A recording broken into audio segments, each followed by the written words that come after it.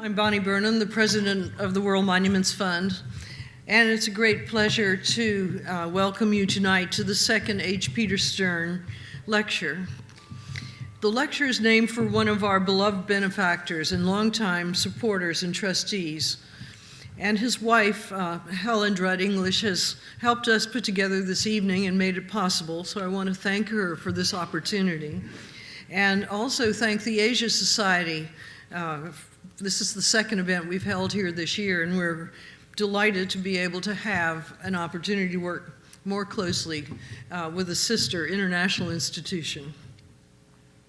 The World Monuments Fund was established in 1965 and is dedicated to saving the world's most treasured places. We've been sustained now for almost 50 years by people who've derived inspiration and enjoyment and passion from visiting the mysterious places around the world that are repositories of human initiative and imagination, that it's our cause to try to help preserve, places that proclaim the human spirit.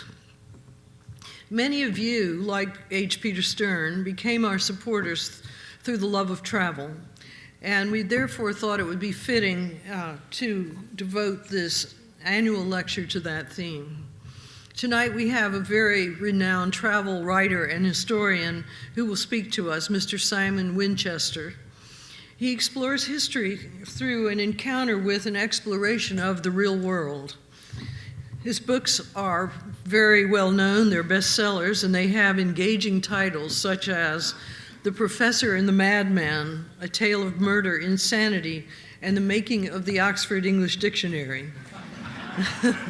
Or The Man Who Loved China, The Map That Changed the World, The Meaning of Everything, and most recently a book about skulls for a famous collection of skulls. Simon Winchester is a native of Britain but lives in Massachusetts. His lecture tonight is titled From Madmen to Oceans, a conversation with Simon Winchester. He will explain more about the title when I hand over the podium to him, but it's a pleasure to welcome him to this lecture, and afterwards there should be an opportunity for a brief conversation amongst you through questions and answers. Could I ask you, if you haven't already done so, to make sure that you've turned off your cell phones, and I would now like to welcome Mr. Simon Winchester to the podium.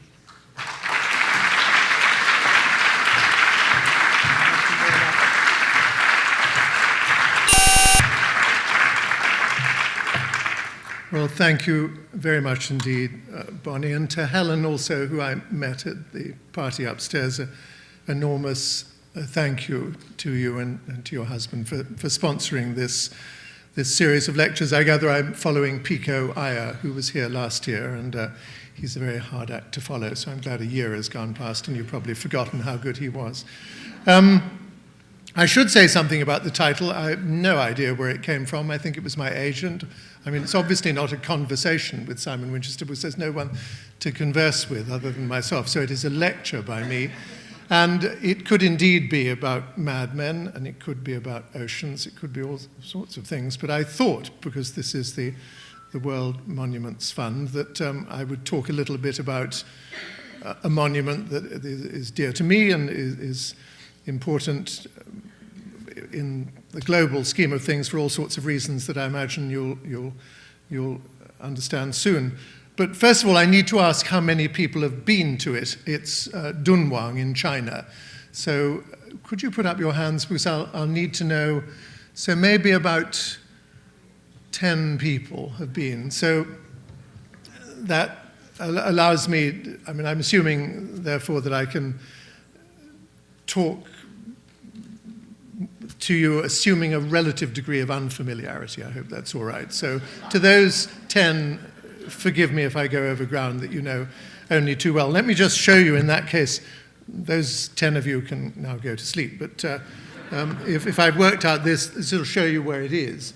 Dunhuang, sort of more or less Central Asia, but a bit to the east in far northwestern China. That big body of nothing to the west of Dunhuang is the Taklamakan desert, Taklamakan essentially meaning you can go in, but you'll never get out. It's a fearsome and horrible desert. More specifically, I think there's a slightly better map next, which shows where Dunhuang lies on the Silk Route. And it's important for one particular reason, because the Silk Route begins down here in Xi'an, or Chang'an as it used to be called. And if you're trekking along here, you come to Dunhuang, and there's an important junction. If you turn left, basically, you'll go, I mean, cunningly, of course, it seems the two routes join up again in Kashgar, but that's not entirely right. If you turn left, you go essentially to India or Arabia. If you turn right, you go through Hami and Turfan. Hami, very famous for growing of melons. And you eventually go to, if you turn north at Kashgar, to Antioch and the Mediterranean. So for travelers coming from the west, it was a place where they would rest. It's an oasis, as you'll see in a moment. And if people are going from Xi'an to the west, this is a place where you make up your mind which way you want to go. And what I'm going to tell tonight is essentially the story of three travelers who went there. Two of them extremely important and distinguished figures of history, and one not at all distinguished and not at all important. And I'll begin with him, and that was me. And but I'm not being falsely modest about this, but the story of my first going there actually tells something about the state of China and why China, as the story of Dunhuang will explain later, is so hugely, hugely important in considering the future of the world. Because what happened to me, relatively simple occurrence, speaks volumes about the way that China is preparing for its own future. What I was doing, I was driving, basically this town here, Lanzhou, is distinguished by being the world's most polluted city. It's a terrible, terrible place. Factories and the amount of smoke and silt and dust. It's a disgraceful and ugly place on the Yellow River. And then you've got this geographical feature along which this part of the Silk Road goes, called the Hershey Corridor, between the Gobi Desert, which is this big expanse here, and a group of mountains here, of which the chain going along there is called the Richthofen Range, named for a relative of Baron von Richthofen, the famous German fighter ace, who was one of the early mappers of it. The other point of interest is Jiayuguan here, which is the end of the Great Wall of China. At this point, the Great Wall, which of course begins at the sea and near Peking or Beijing, essentially gives up the ghost about here. And you see a few forts on the north side of the road when you're driving along to the west, but they get smaller and smaller. And then there's a final fort here, and then there's no more Great Wall anymore. I mean, the assumption was that any people north of it who might possibly want to invade the Han kingdoms of China to the south, there were no people here, so why bother to build a wall to keep them out? So what I'm doing, if you can imagine this, is I'm driving up this road. It's, I think it's early spring. I'm in a Volkswagen Passat, which is a made-in-Shanghai car, not particularly well built. And I am driving, it's sort of getting, it's beginning to get dark, and I've passed this fort, Jiayuguan. So I've seen that, and I'm on this road here. There's a little town about there called Anxi. And that distance, I mean, China is a very big country, and that distance is about 150, 180 miles. This, despite it being the Silk Route, is actually known as China Highway 347. So I'm on Route 347, tooling along with the Gobi on my right and the Richthofen range of mountains, and the sun setting in front of me. And the road is absolutely disgraceful. I mean, it's just a cart track, really. I mean, it's the Silk Route. I mean, what do you expect? Camels and all that sort of stuff. And that's essentially all it's good for. I'm going along as fast as I can because I'd like to try and get to Dunhuang before nightfall. But then there's a sudden, horrible bang, and the car stops dead, and every light on the dashboard comes on. And I think, oh my God, what's happened? And I get out of the car, and it's starting to get dark, and it's extremely cold, and there's a big wind called the Buran blowing down from the Gobi, and there's no traffic at all. And I look under the car, because what I suspect has indeed happened, which is that I've hit a rock, and that oil is cascading out of the sump. So I sort of vaguely know not really what to do in these circumstances, but I had a huge amount of chewing gum, so I put a great wad in my mouth and chewed until it was a great sort of mass of putty-like substance and rammed it into the crack in the sump, and that, of course, staunched the flow of oil. And I was able to continue driving for maybe another 10 or 15 minutes when there was another sort of ominous bang, more sort of a sickly thud, and this great mass of newly chewed gum clearly came out under the pressure of the oil. And I got out of the car. By now it really was dark, and I could just see with my flashlight the last few drips of oil on the sand. And I hope I can speak candidly, I was buggered, I think is the... So I didn't really know what to do, because there was, as I say, no traffic. It was extremely cold, Gobi Desert, middle of absolutely nowhere, maybe 50 miles shy of this town, Anxi, and maybe 100 miles shy of Dunhuang itself. So I didn't really know what to do. But this is how the Chinese have managed to prepare everything in advance, because I just idly thought, I'll turn on my iPhone and just see if I might get a glimmer of a signal that I can make a telephone call for somewhere. And lo and behold, somewhere in the darkness, north of this road, there was a chain of cell phone towers. And at first, there was a GSM signal, meaning I could make a telephone call, which was wonderful.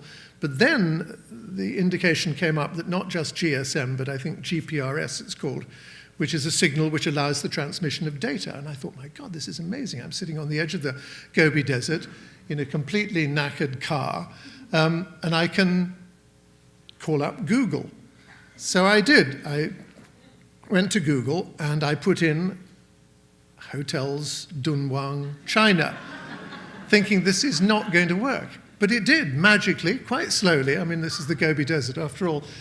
Up came a list of hotels in Dunhuang, and I selected the first one before the signal vanished away, which it didn't, and I selected one, and I telephoned it.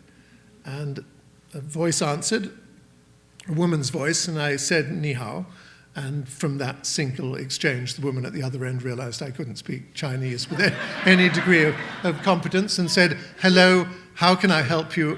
My impeccable sort of Oxford English. "My name is Mary." And I thought, how wonderful, a woman called Mary. Well, I said, "Mary, there's a bit of a problem. I'm on Route 347, about 90 kilometers shy of Anxi, and basically I've broken the car, and there's no traffic, and I've got a problem." And she said, "Hold on a minute." And you could hear her muttering with her friends at reception.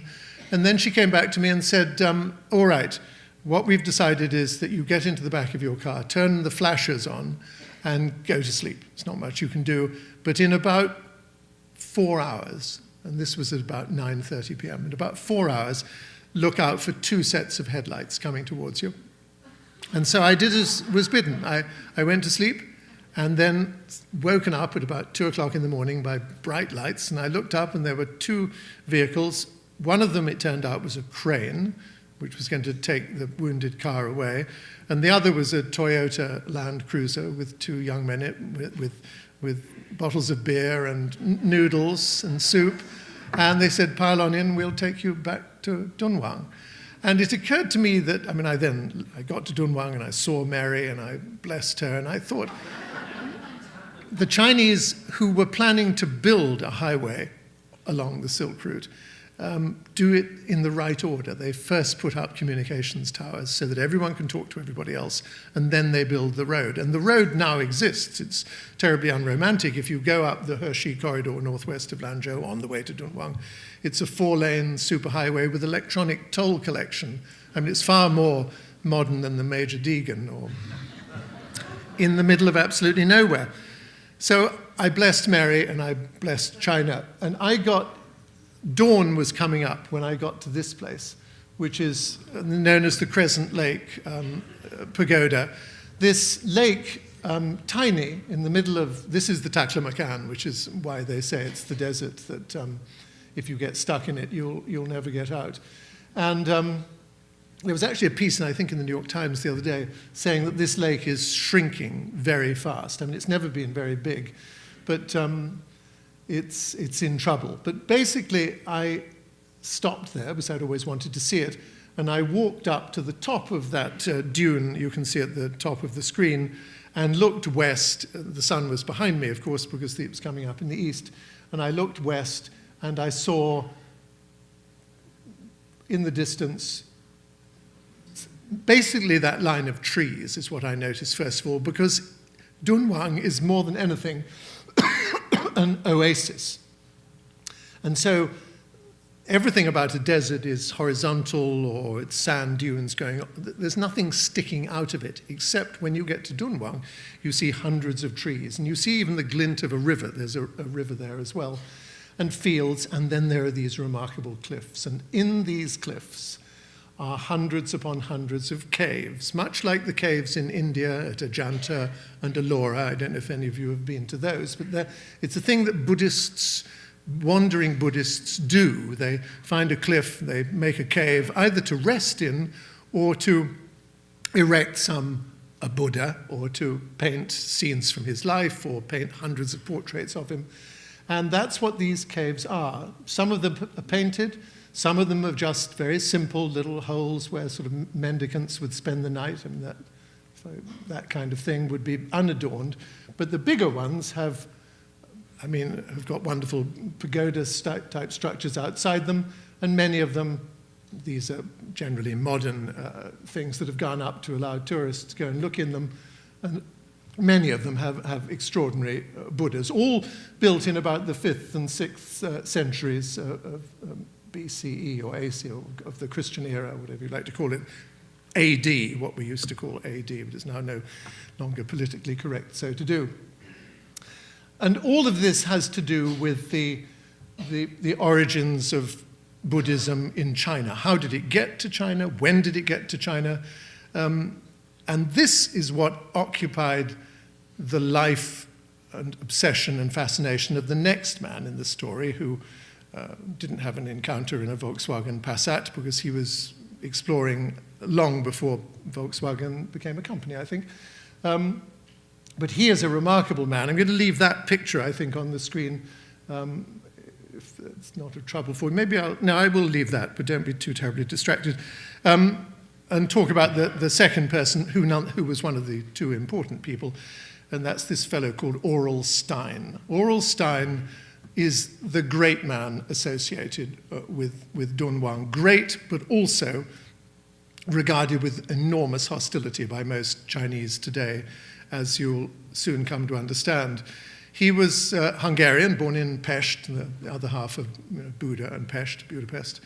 And he studied in Europe, I forget precisely which institutions, but eventually came to Britain and settled down there and became almost a faux Englishman for the rest of his life, and did most of his exploring of this part of the world, Central Asia and Western China, under the auspices either of the government of India, which of course in those days was a colonial possession, or the British Museum.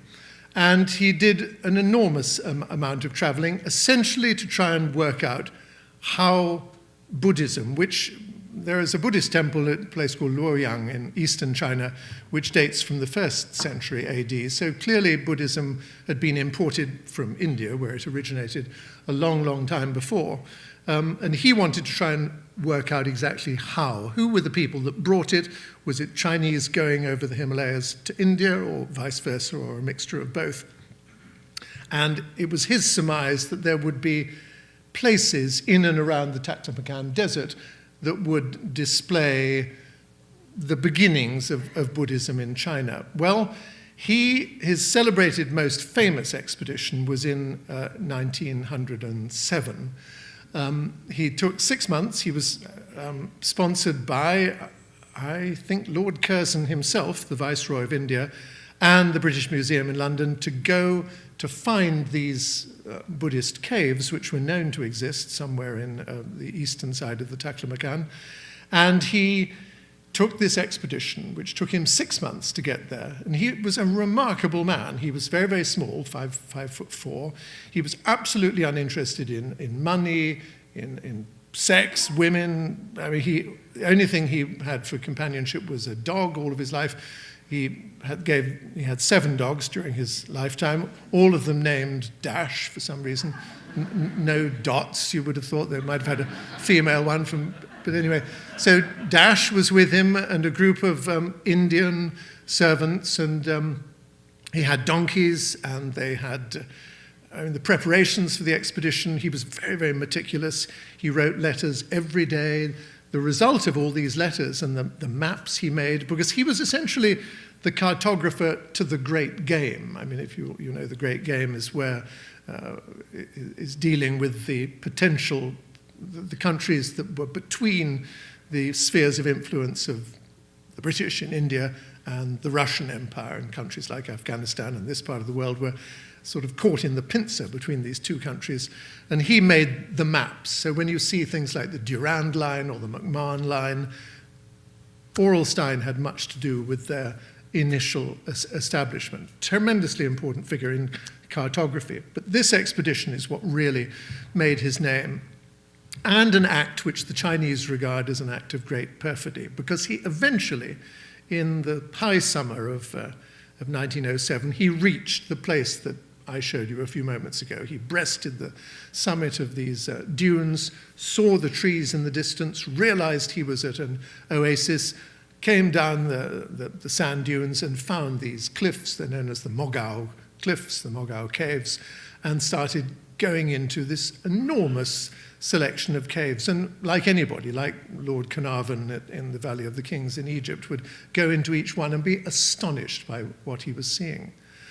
Well, there's a sort of backstory here which is related to a Buddhist monk called Wang Yuanlu, who some years prior to this had stumbled across these caves, which everyone knew they were there, but they'd been sort of forgotten about. And he thought he'd take it unto himself with a group of monks that lived nearby in the villages near the oasis to do some restoration work. All on his own bat, really, the sort of a one-man World Monuments Fund, if you like. And he was in a cave on the eastern side of this great cliff, working on restoring, not particularly well, a horse, the statue of a horse, when he noticed on his right-hand side, just near the entrance to this particular cave, what appeared to be a doorway that had been bricked up. And curious, he undid some of the bricks and looked through and saw an amazing collection of documents, of scrolls, of piles of paper, all obviously tremendously old, and because they'd been kept in this perfectly dry environment, as far as he could see, impeccably well preserved. So he sent a message to the Chinese capital saying that he had found these documents, and he thought they were of some significance, as indeed they later turned out to be.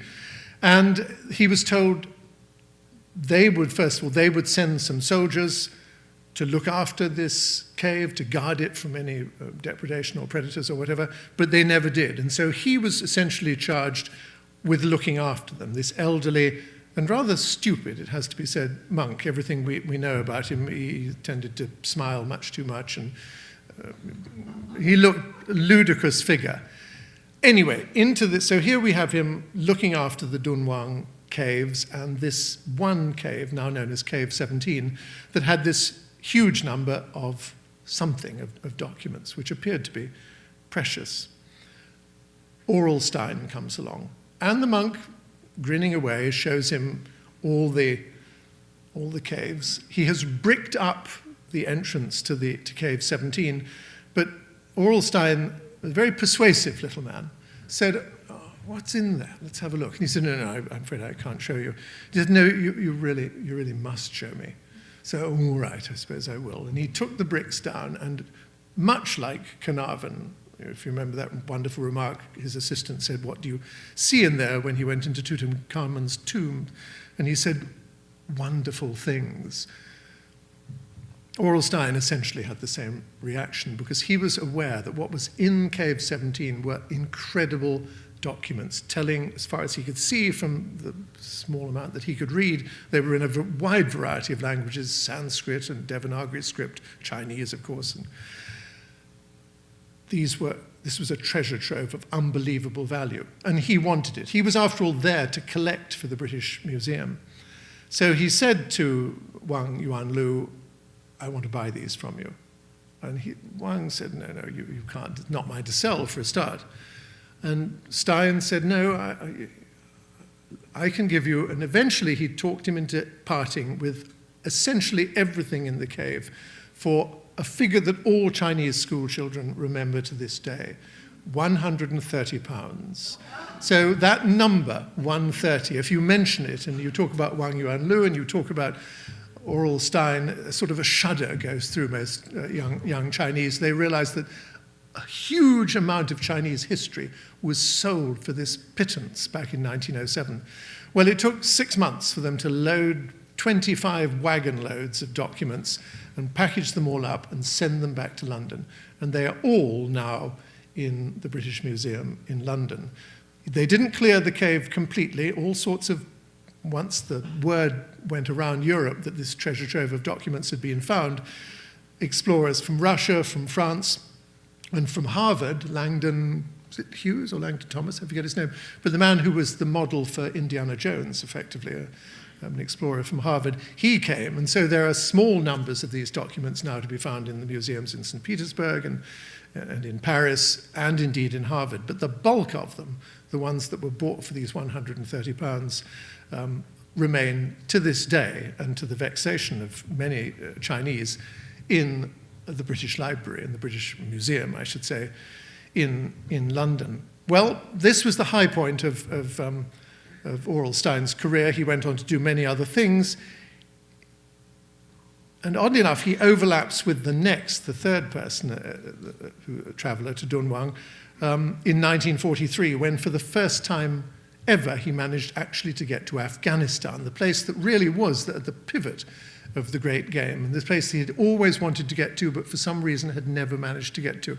He was looking for the lost city of Bactria, which is in northeastern Afghanistan, but he died there, and he's buried, if you ever go to Kabul, he's in the Chinese cemetery, not in the British cemetery. There is, of course, no Hungarian cemetery.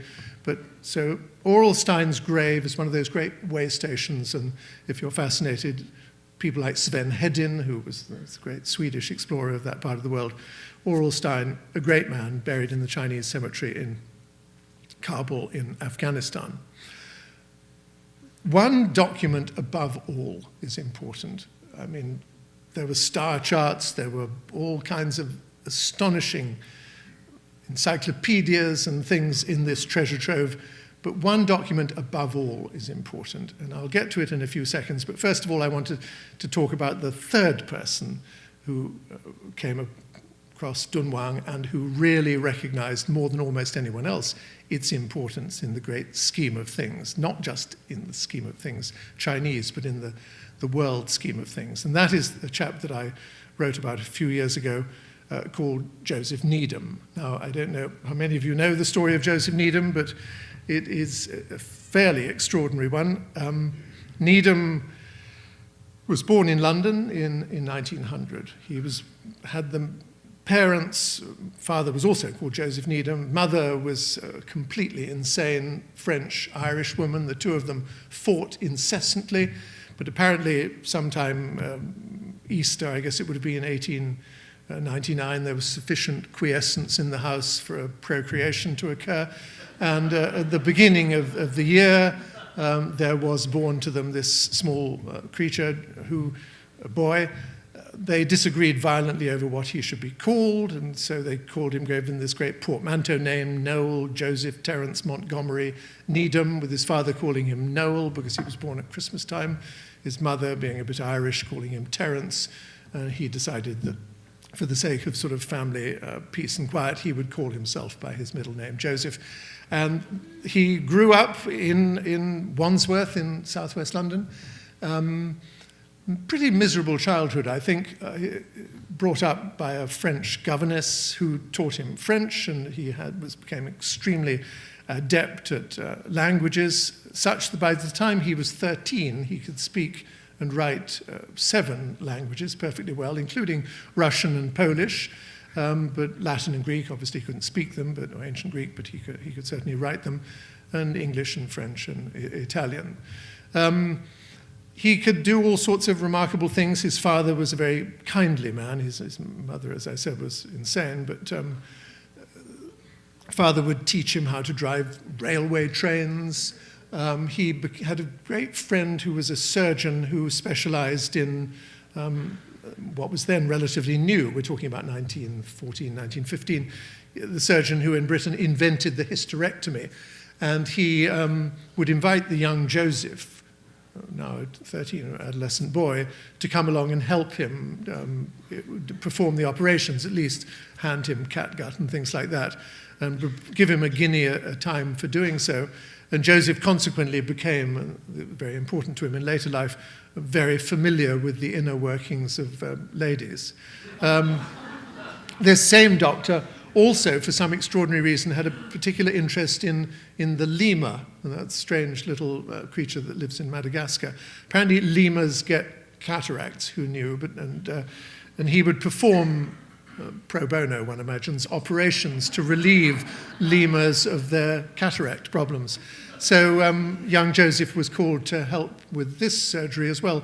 So by the time he was at school, he went to Oundle in Northamptonshire, he could speak 7 languages, he could drive steam railway trains, he knew a great deal about the inner workings of women, and he knew a great deal about the unfortunate ocular arrangements of lemurs.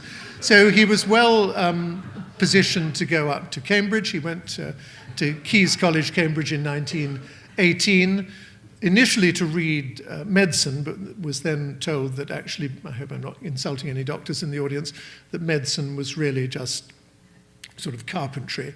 But what the future, my boy, someone said, lies in atoms and molecules. So study chemistry. And he studied chemistry and then later studied biochemistry. And during his time in Cambridge, he became extremely eccentric. He was very, very tall, big shock of brown hair, round glasses. He looked like sort of Harry Potter on amphetamines, really. He was a socialist all of his life. He was profoundly interested in the plight of the working man. He was also a very keen Christian, and so to find a socialist priest was somewhat difficult, but he did in a vicarage not far from Cambridge, a place called Thaxted, where there was this amazingly eccentric priest who used to give all his lectures or sermons with a parrot on his shoulder, and loved the fact that he was an Irishman and would raise the Sinn Féin flag from the top of the steeple of the church. And young conservative hearties from Cambridge University would come down and go up the steeple and pull the offending flag down, and the police would be called and they'd be fighting. And so this was the sort of life that Needham enjoyed, sort of stirring things up. He was also a gymnosophist, which was the phrase used in polite circles in those years. He was a nudist. He took off his clothes at every possible opportunity. He was also a keen player of the cymbals. No, not the cymbals, because he said that would have been too risky, but the accordion. So, but as someone pointed out, it would do if you're a nudist, similar damage, but just rather more slowly. He was also a very, very keen and adept a proponent of Morris dancing. I don't know if you know Morris dancing, where you tie bells to your ankles and wrists and dance in a strange pagan fashion to tuneless dirges played on a pipe. So you can imagine he was a very weird chap.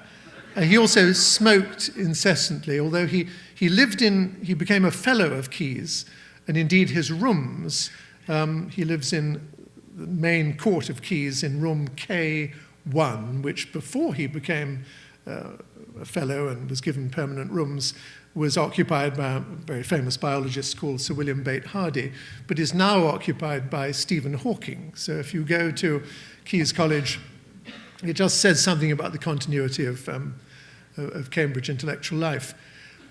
He loved women. He was a great seducer of women, and they loved him. I mean, I met, when I was doing research for the book, several 85-year-olds who,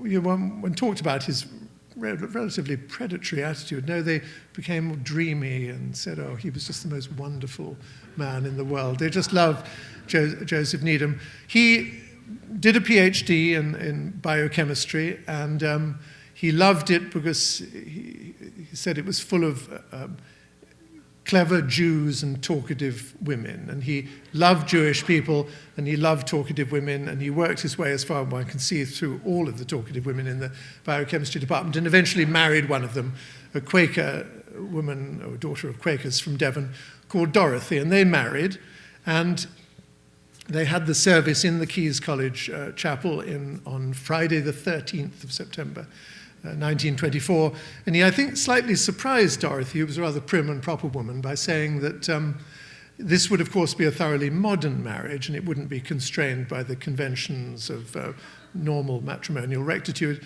and that she would be perfectly welcome to take any friends she liked, and he trusted that she would permit him to do the same. Well, there's no evidence, looking at Dorothy's diaries, that she ever strayed from the path of marital rectitude, but the same, I'm afraid, cannot be said for Joseph, who seems to have hit the ground running the moment he came back from his honeymoon.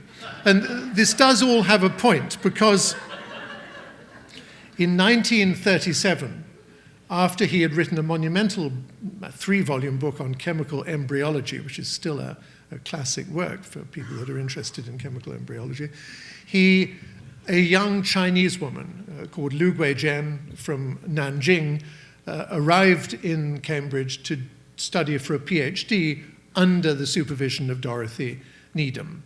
And so she came from Shanghai by ship to London, and took the train up to Cambridge, went to the biochemistry department on Tennis Court Road, was introduced to Dorothy, and then Dorothy said, I'll introduce you to my husband, and walked down the hall, and she expected to see this sort of elderly, bearded boffin in a lab coat, stained with reagents and things, but not at all. Here's this frightfully attractive-looking Harry Potter-like figure, and immediately the two of them, they locked eyes, and to cut a very long story short, the critical day, and it's all recorded beautifully in Joseph's diaries, which he had an impeccable copperplate handwriting. It all culminated on St. Valentine's Day, 1938. Dorothy had gone to Devon. Whenever he wrote about Dorothy, oddly enough, he wrote his diary entries in Greek, which was another of his weird eccentricities. Difficult for me to translate his notes, but nonetheless. She went to Devon, so he's alone with Guizhen in Cambridge, and everything he did that day is meticulously recorded. He went, first of all, to the cinema to see the premiere in Cambridge of The Good Earth, the Pearl Buck film, which I dare say many of you, and you can imagine the effect on a young Chinese woman who is missing China. She became very emotional, and I think probably Joseph, who took her to the movie quite deliberately, thought she might consequently become somewhat pliant.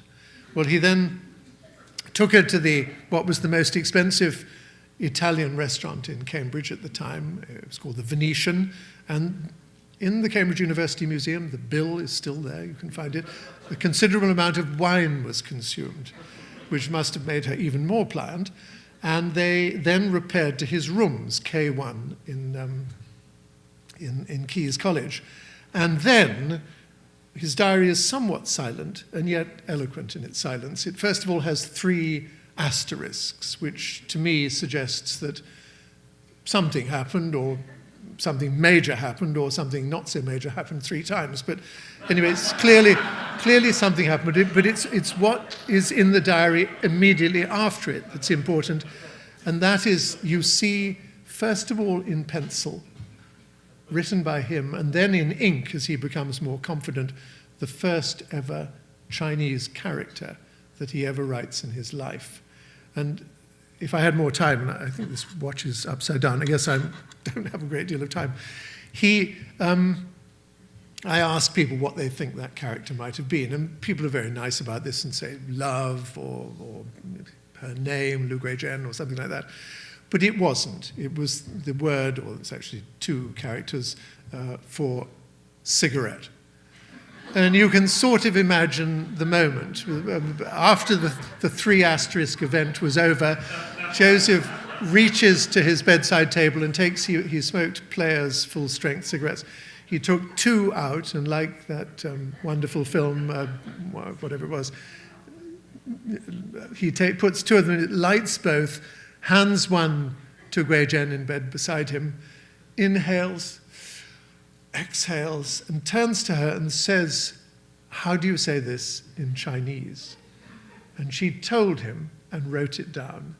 And he said in his later diaries that it was a door opened into an entirely new universe for him, and I entered through it into the glittering, crystalline world of Chinese ideographic writing, and he was a changed man. From that moment on, he became obsessed with China. He still did his biochemical work, he still taught, but he devoted himself to learning Chinese because he believed that the best way of learning a national culture is through language. This was 1938. By 1941, he had 6,500 characters of Chinese. He could read a newspaper, a book with near perfect ease. His accent was a bit weird. Guizhen was from Nanjing.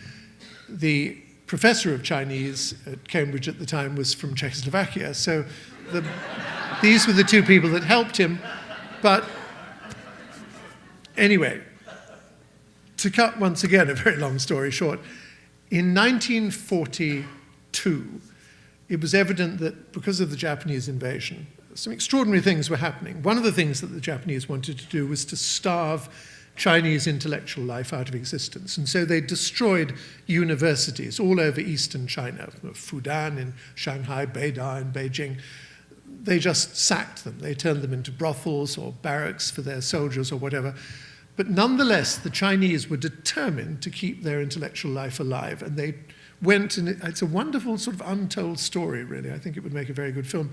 So many of these universities packed up their belongings and took all their books and their blackboards and their Bunsen burners and their students and their faculties, and they walked thousands of kilometers to the west, out of the range of the Japanese soldiers and the Japanese bombers, and re-established their universities in places like Chengdu and Chongqing and Kunming. And it was from there that in 1942, an emissary came to Britain saying, Chinese intellectual life is in trouble. Our universities are starved of information and supplies. The only way of getting in and out is this air bridge from Calcutta, overflying the hump, as it was called. We need someone to come who's got a sympathetic interest in our plight, who will come to China, look at our universities, look at our intellectual situation generally, and report back to Britain or America so that stuff can be sent to us, whether it's textbooks or lecturers or material of one sort or another. Can you send someone to help us? Well, the British government, and Churchill was the one that recognized the importance of this. He said, I will send someone. And the person they decided to send was not a diplomat, but was this extraordinary, eccentric, nudist, accordion-playing, socialist railway train driver, but who spoke impeccable Chinese now and was a very accomplished scientist. And he arrived in China from Calcutta. He arrived in Kunming in March 1943. And he had one epiphany. He had been told by Guizhen, who at this time was now teaching here in New York. She was working at Columbia University. And he had come to see her and said, I'm going to China. I'm going to the place that I've dreamed of going ever since you and I first met. And I should say parenthetically that Dorothy was true to her word at the wedding, never interfered. The 3 of them went round Cambridge together. They were known as the Needhams. And she said to him, when you get to China, I don't want you to be as arrogant as most Westerners are. I know, as a Chinese, that we are not just onlookers in the world's civilization. We're not, as most of you think, just the people who made, rhubarb and silk and tea. We came up with ideas that are central to the world's civilization. When you go to China, keep that in mind. And so he did, and on the very first day, March the 17th, St. Patrick's Day, 1943, he'd gotten off the plane in Kunming. It was a brilliant spring day. Alwyn Ogden was the consul who met him at the plane, put him up, he had a bath. Then he walked through the streets of this, what was then a relatively small, very traditionally built town of Kunming, and sat smoking in a park, looking at an old man grafting an apple tree, top grafting an apple tree. And he looked at him and thought, he's doing this grafting in a very different way from the way that my father used to graft trees in our garden in Wandsworth in London. I think I'll ask him how he's doing it. So the first words of China, he didn't know whether he'd be understood, whether he'd be able to understand the reply of the gardener. But suffice to say, he was understood. The man told him that he was doing it in what was evidently a very different way from what his father had done. So he went back, Joseph did, that night to look at the files at the local university's Department of Botany. He sent messages using the diplomatic cable to botanical departments in Harvard, in Cambridge, in Oxford, and was able to say incontrovertibly a week later that Chinese fruit grafting techniques were at least 600 years older than the oldest recorded fruit grafting techniques anywhere in the world, which, as it happens, were Greek. So this set him to believe that possibly Guizhen was right. Possibly the Chinese had invented a lot of things, and he could prove it, before anyone in the West. Well, the famous remark by Francis Bacon in the 16th century was that the hallmark of civilization, the three most important inventions were gunpowder, the compass, and printing. Well, during his travels in China, which occupied him until 1946, Needham was able to show that the Chinese had invented the stirrup and the wheelbarrow and vaccination and air conditioning fans and the screw and all sorts of extraordinary things. The compass, long before the Arabs, which would hitherto been the people supposed to have made compasses. Gunpowder, made in China, not just as fireworks, but for bombs and grenades and siege weapons in the 6th century AD, but crucially, printing. And that's where we come back to Dunhuang, because he went to Dunhuang, took him 6 months to get there. He had the most horrendous journey. He went with a man who is still today very much alive, H.T. Huang, who lives in Washington, D.C. And I urge you at some stage to, if you go to Washington, to get him to talk to you, because H.T. has got the most marvelous memories of this trip. They got to Dunhuang. Needham and H.T. remained there stranded for about 6 weeks. And during that time, he came to know what specifically was in this great wagon load or series of wagon loads of papers that had been taken 30 years before by Aurel Stein. And one of them, the absolute crucial document, probably familiar to you all, is this one, which is known as the Diamond Sutra. It's part of, this is the title page of a 15-foot-long scroll, which was dated. You can read the date on it, which is essentially May the 6th, 868 AD. And this was not written. Those characters you see on the left were not written. They were printed by movable wooden blocks. This is the first dated, printed book in the world. It was a Buddhist text brought by Indians to Dunhuang, translated into Chinese, carved onto wooden blocks, and turned into this, to be distributed free. I mean, the first book in the world was not, priced at $10 or 3 and 6, but was to be given away free. And it is hugely important in the history of the world, because we in the West, until this moment, until Needham essentially declared it to be so, had assumed that it was either Caxton in 1485 or Gutenberg a few years later who had been the originators of printing, something which, as Bacon had said, hugely changed the world. Well, it wasn't.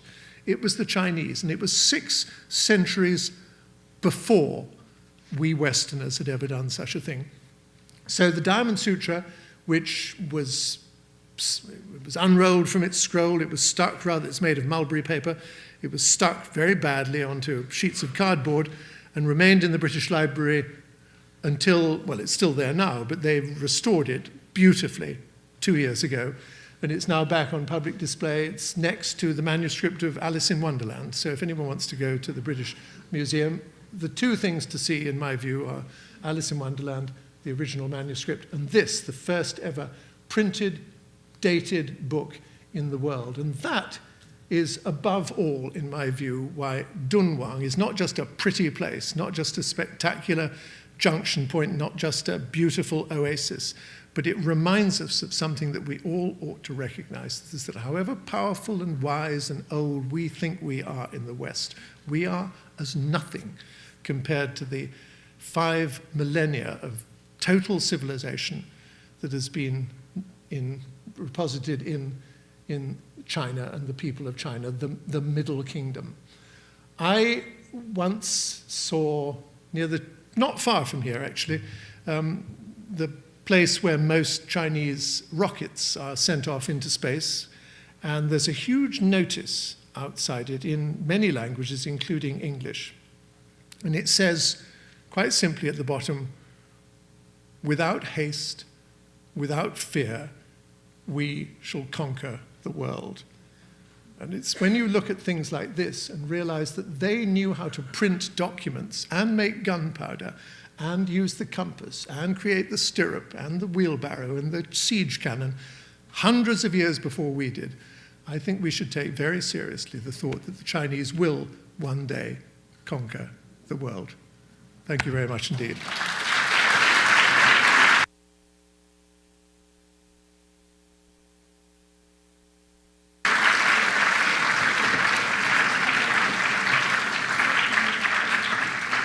Well, I mean, I hope that hasn't depressed you unutterably, but I'd be more than happy to, if anyone's got any questions, gentleman in the middle, sir. Thank you so much for an extraordinary lecture.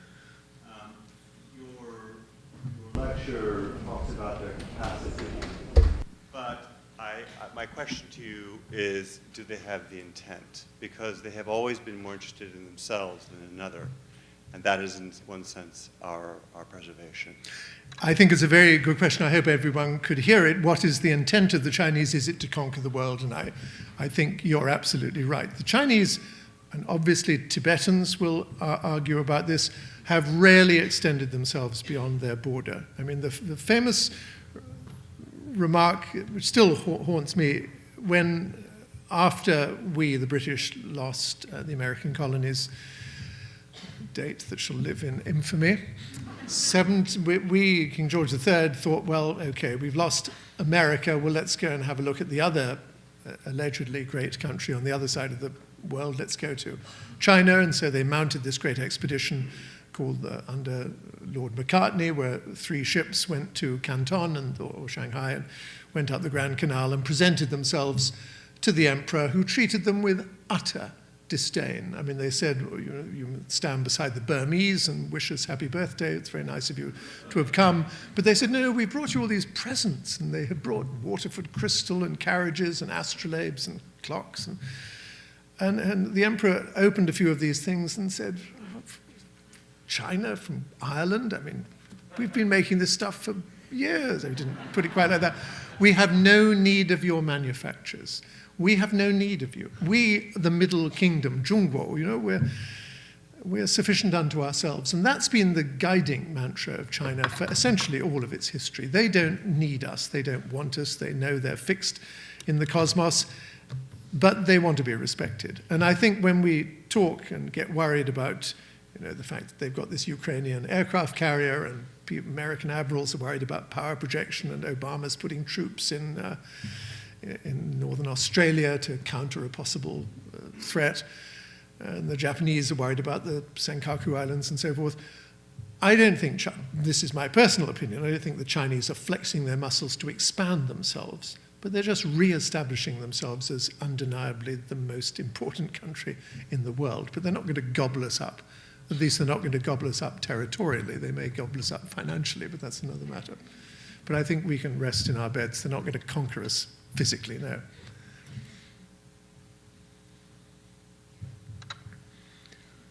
Yes, hello, a lady there. Do they know how the, oh, I'm sorry. Do they know how those documents got into the cave? Who put them there and how they got there? They do. I mean, it's all recorded in the cave, the people that brought them there and why they decided to put them there. I can't give you the precise dates, but they were put there in Cave 17. I mean, Cave 17 was deliberately excavated, and we know the date it was excavated as a repository for these documents. And it was about, I think the first documents were put there in about 750, and they went on putting them there until about 1100 AD. So it is all recorded. There's a sort of tabulation of when various things came in, including, of course, the Diamond Sutra, which was put in there shortly after it was printed, I think. And why? Simply for safekeeping. I mean, it was an archive. I mean, the Chinese are big on keeping archives, and that's why we know so much about them. There is a very vivid and accurate record of everything that's ever gone on in China since the dot.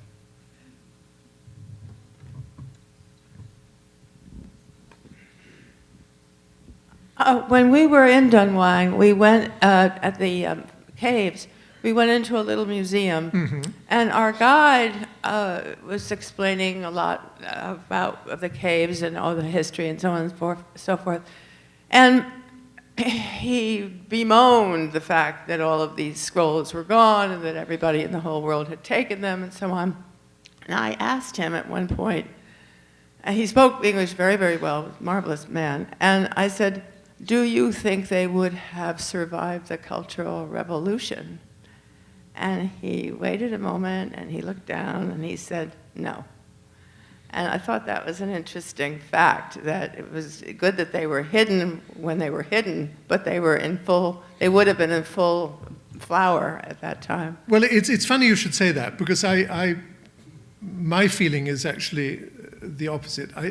There is no evidence of the Red Guards having got that far. I mean, Dunhuang is a long and inconvenient way west, and there's no evidence that any of the caves had been attacked. I mean, there's a lady here tonight who's called Polly Brandmeier, who we've been talking about, a relative of hers, a chap called Cornell Plant, who was a very important English navigator on the Yangtze River, and there's a huge memorial to him. The only memorial, really, to a Westerner on the entire 3,500-mile length of the Yangtze River. The Red Guards got to that. They tried to blow it up, but it was built of Aberdeen granite, and it didn't actually yield to their dynamite. They chipped meticulously every single Chinese character out of it so that you couldn't read it. But it's been restored, and because of the floods caused by the Three Gorges Dam, it's been relocated way above the flood line. So mercifully, that survived, but that is about as far west as the Red Guards got. Yichang in Sichuan, I think it is. To think of them coming this far west, I think it's improbable. I think, however, they would have been plundered by other people for other reasons. They would have been, there's such a great deal of corruption, and of course, during the 1920s and 30s, all sorts of mayhem was going on. But I think the Red Guards might have left them alone.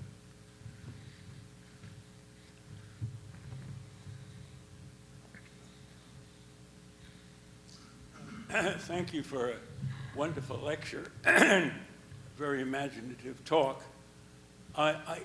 And everything seemed perfectly logical and fitting to me, except for one tiny detail, which I'd like to ask you about. With the Chinese, in developing this scroll, I mean, this beautiful picture in front of us, have used the Christian chronology of 941, or would they have put the Chinese? Yes. It was given the reign name. In other words, it's much like in Japan, you put the reign name of Hirohito or the present emperor. Similarly, there's a reign name for the emperor who reigned in 868 AD. So that it is not written 16th of May, 868 AD. No, you're absolutely right, and I should have explained that. Probably would have been. Yeah, that would have been presumptuous. Translation, in other words. Yeah, it's our translation, my translation of what the Chinese had written. But thank you for asking that, because it's an important point to clarify. The Chinese essentially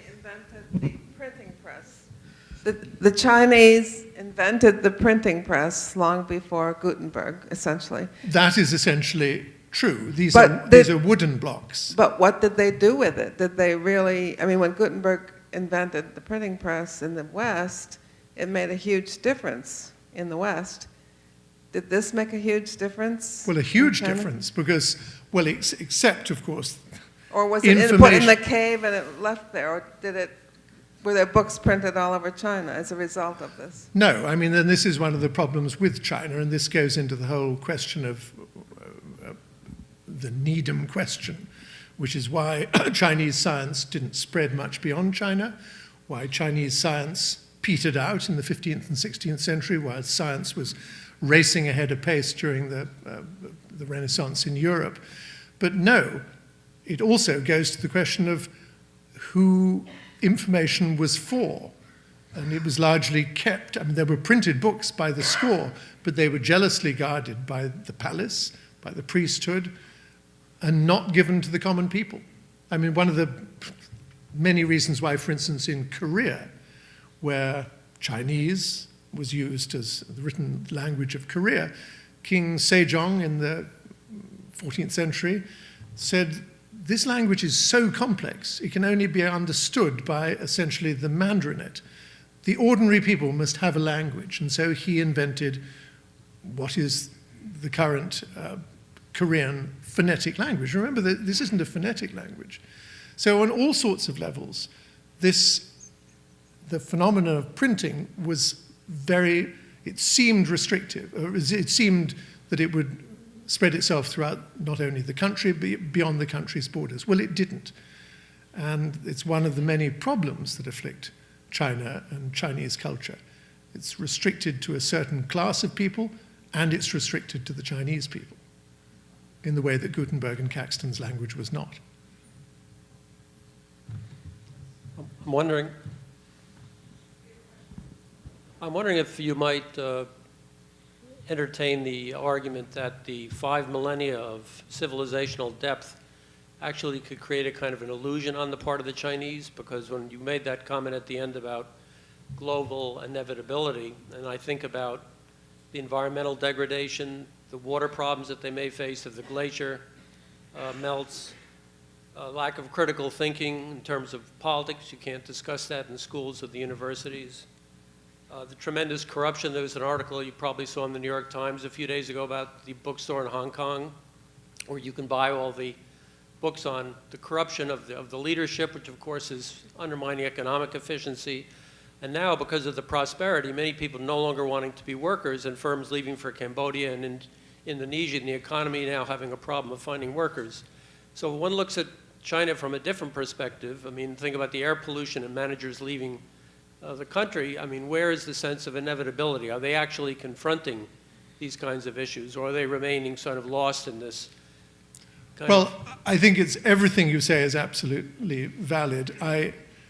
And one only has to go to a place like Lanzhou or just Beijing today. I mean, and Hong Kong, of course, is troubled by Chinese mainland pollution as well.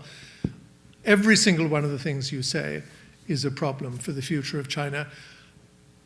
I am not here as an apologist for China, but I'm simply saying it is likely, and certainly in the case of the pollution problem, having a command economy, having a ruthless government as they can simply say, enough, we're not going to have any more of this. And orders are being issued, it is said, to curb pollution, whatever the economic cost it engenders. I think they will come to grips with this particular problem. Whether they'll get to grips with corruption, I don't know. Whether they'll get to grips with the vast inequities in wealth, I don't know. There are major challenges, but I mean, there are challenges in all societies. There's challenges here, as we noticed only last week. So I don't know whether I'm optimistic or pessimistic. All that I do know is that there's a deep, deep self-assurance within every Chinese person based on this extraordinary, long, continuous history. Whether that's a delusional self-confidence, I'm not in a position to say. But Joseph Needham, who, as you may know, then went on to write this extraordinary book, 24 volumes long, the longest book on China in the English language ever written, 4.5 million words, still in print, all a monument to this man. He firmly believed that while China has gone through innumerable periods of extraordinary internal turmoil, it has always come out in the end essentially the same, essentially with this self-confidence unshaken. And I think that will continue. But whether that puts them on a collision course with the West, whether the West will triumph, whether there'll be an ultimate melding of these two very different philosophies, I'm not sure. But nonetheless, I think it's a fascinating phenomenon that we're seeing, and going to places like Dunhuang and seeing documents like the Diamond Sutra, I think allows us to place it all into a historical context, which gives it some degree of validity. My question is, there's been a good deal of debate, the premise being that if there's the kind of capitalistic energy and commercialism that's so robust in China, must inevitably lead to greater political freedom. Do you think that's valid or not? I think it's extremely valid, but whether it's going to happen, I don't know. I mean, I lived in Hong Kong for 12 years, and I think my friends, I mean, my great friend of mine, a child who's now my goddaughter, came over from Hong Kong the other day, and we were talking about precisely this kind of thing. And there is no doubt that, I mean, it was said, was it not, by people like Chris Patton in 1996 and 1997, that Hong Kong, rather like the penicillin, would spread its influence into China. Well, economically that may well have happened, but it hasn't happened politically. And quite the reverse is happening, that freedoms in Hong Kong are gradually, only gradually, being circumscribed, limited, not stifled. The treaty said that Hong Kong's freedoms would be guaranteed, or way of life would be guaranteed for 50 years. That's to 2047. Well, 2047 is not that far in the future now. One wonders. In 2047, will Hong Kong be as controlled as Guangzhou or Shanghai or Beijing, or will the reverse have happened? Who knows? But that's why, to me, the development of China is just one of the most fascinating stories on the planet. Bonnie. I think I'm going to bring this to a close on that note. And thank you, Simon Winchester, for that fascinating conversation at the end of a very interesting lecture. I think it only underscores just how rich an experience one gains from exploring the world and all the implications of the things that we see. On closing, World Monuments Fund is actually not and never has worked at Dunhuang, but we have worked with the Dunhuang Academy, which is very well versed at this stage in the conservation of the paintings that are found in these extraordinary caves. On a project in Tibet, the monastery of Shaolu, a little bit about which you might be able to find on our website. And we've also, I'd also like to point out that there's an extraordinary virtual replica of one of the caves at Dunhuang installed permanently, as I understand it, at the Sackler Gallery in Washington, D.C. So when you go to Washington, in addition to consulting this individual, do go and see the replica of the Dunhuang Caves. And on that note, thank you again for coming, and we'll see you again next year.